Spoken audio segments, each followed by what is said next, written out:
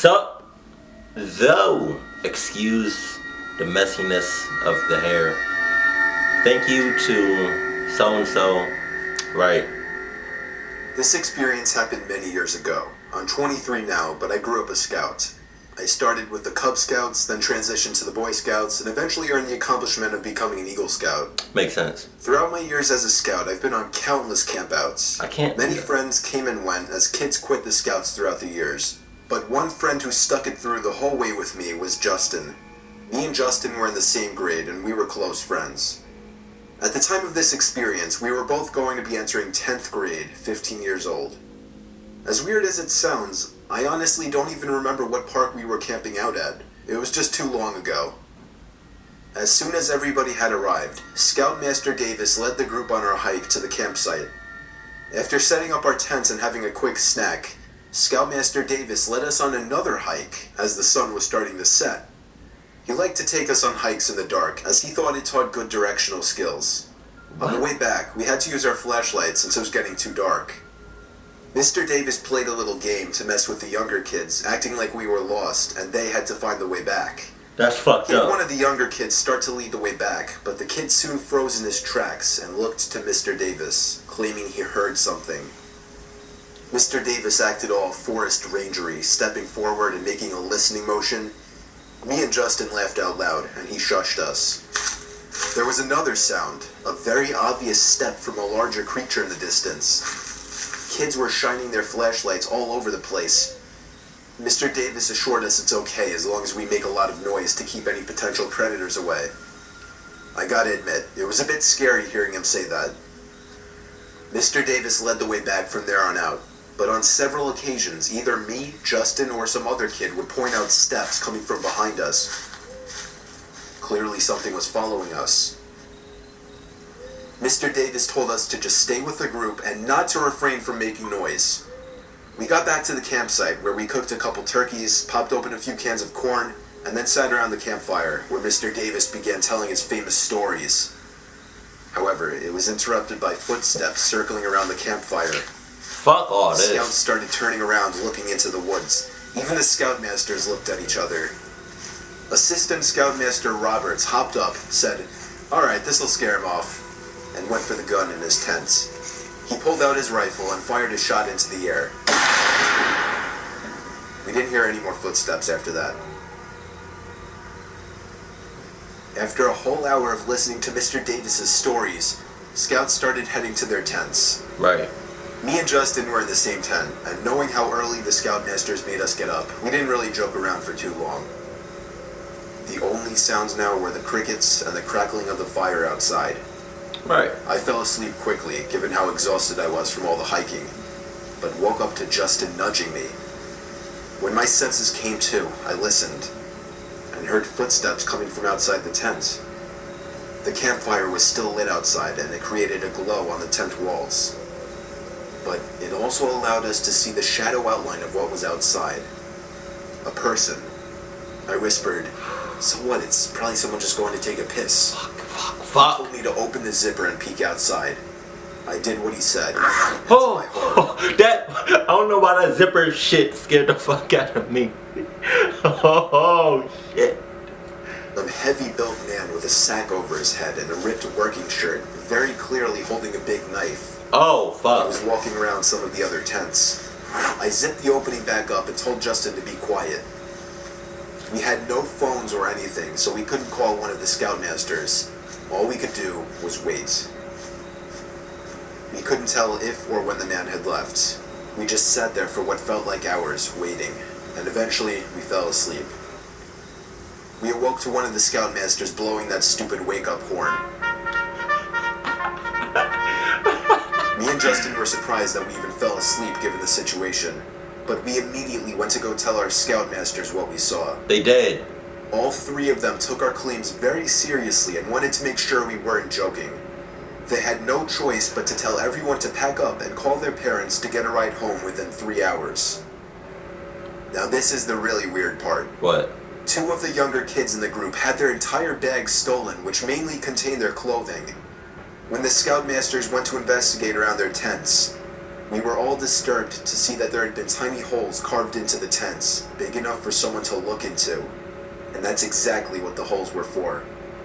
The Scoutmasters reported the incident to the town in which the park resides. It still horrifies me, given how real the situation was for me, that somebody literally followed us into the middle of the woods, spied on 2 11 or 12-year-old kids while they slept, stole their clothes, and did whatever else. Oh. Thankfully, nobody was hurt, but the incident overall hurt the group, as some parents refused to allow their kids to go on any more campouts. It's sad that some sick people out there can really ruin things for a lot of other people. Yeah. I'm a 15-year-old Boy Scout from Houston, Texas. My troop flew us out to Denver, Colorado, and we drove to a camp called Camp Alexander, about 45 minutes away from Colorado Springs. Right. Me and 4 other people in our troop were participating in the high adventure program that the camp offers. This basically means that we were doing things like climbing mountains and white water rafting. Right. 4 days into our trip and nothing has happened to us. We set up our tents next to the Arkansas River, as we would be rafting in it the next day.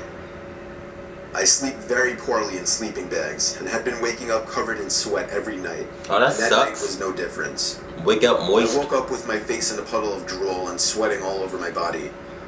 I checked my watch and it was around 3:45 a.m.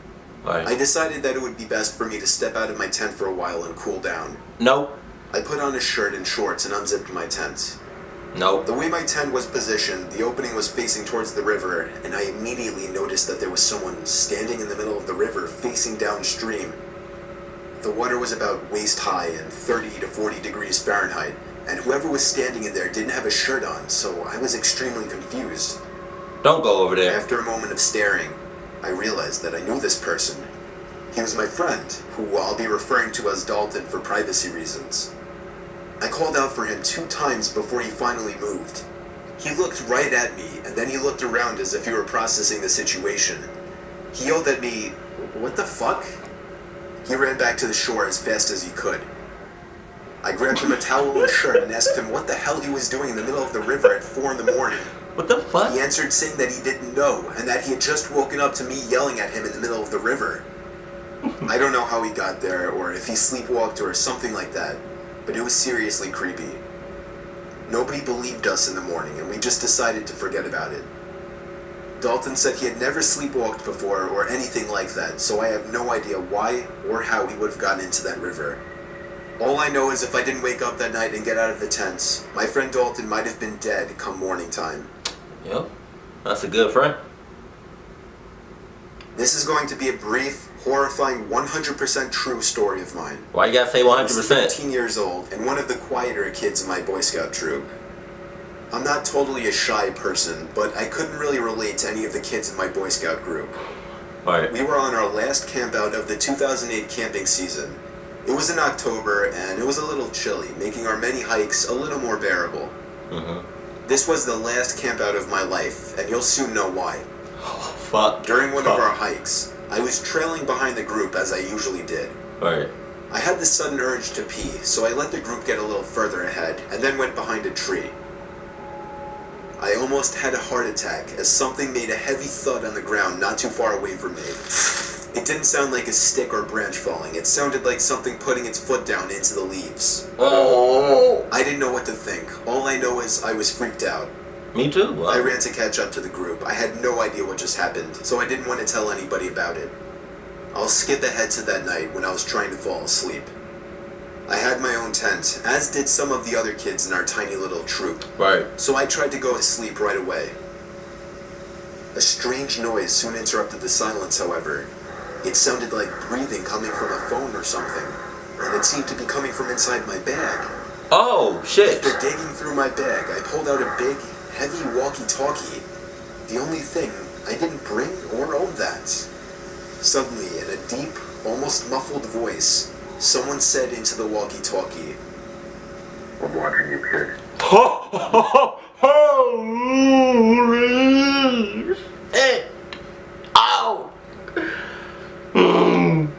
That shit just gave me chills all over my body. I'm watching you, kid. I pressed down the talk button and said, "Who is this?" Why would you? The other kids were clearly pranking me. Don't respond to that. There was no response, only this sudden static. Is this Mike? There was silence. And then... I'm right outside your tent. The fabric of the tent suddenly started pushing in on me as something from outside was pushing into it. I screamed like a baby, and that's when whoever was outside ran into the woods. Right. 2 of my scoutmasters came rushing into the tent.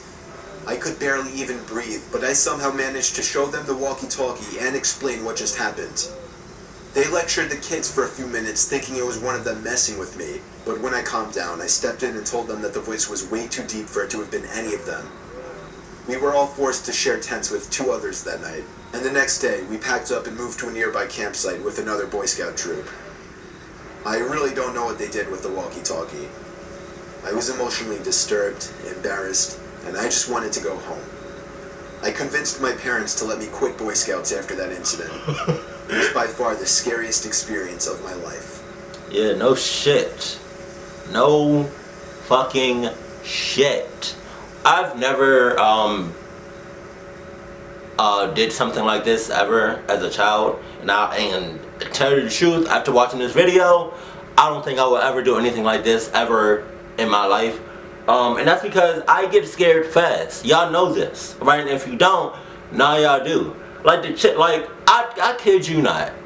If I were to do something like this, right, with my friends or family or associates or just random people, right, and we just go out in the woods. First of all, if I were to feel any negative vibes or anything that doesn't seem right or just seems a bit off, bitch, I'm not staying there, right? If I feel anything that's wrong, I'm not staying with you. No, fuck no. So I don't know what's gonna happen, but something's gonna end up happening, and I'm gonna haul ass. I'm running. Like, I'm not staying there no more. If you're with me, that's great. If you're not, hey, sorry boo, fuck, I'm not staying there. And then another thing, if I was to camp outside, right, you best believe I'm gonna have either my phone or something to notify people where I'm at, right? Or I'm gonna have like a chip in me or something. Like, I'm not about to go outside in the fucking forest, in the wilderness, right, without nothing. Come on now, come on. What? No, come on. Fuck. What the fuck, man?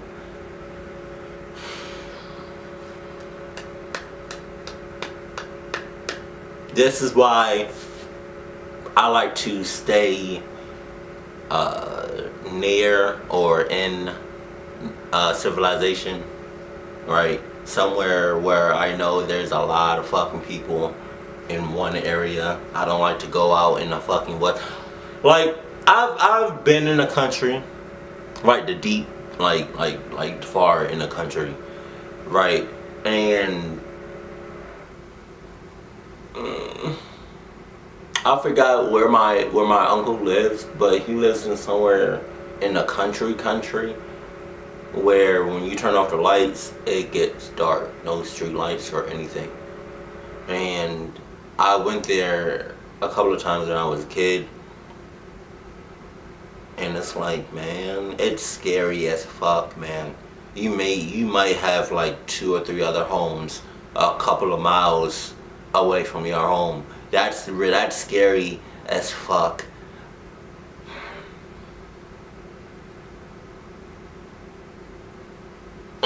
Fuck.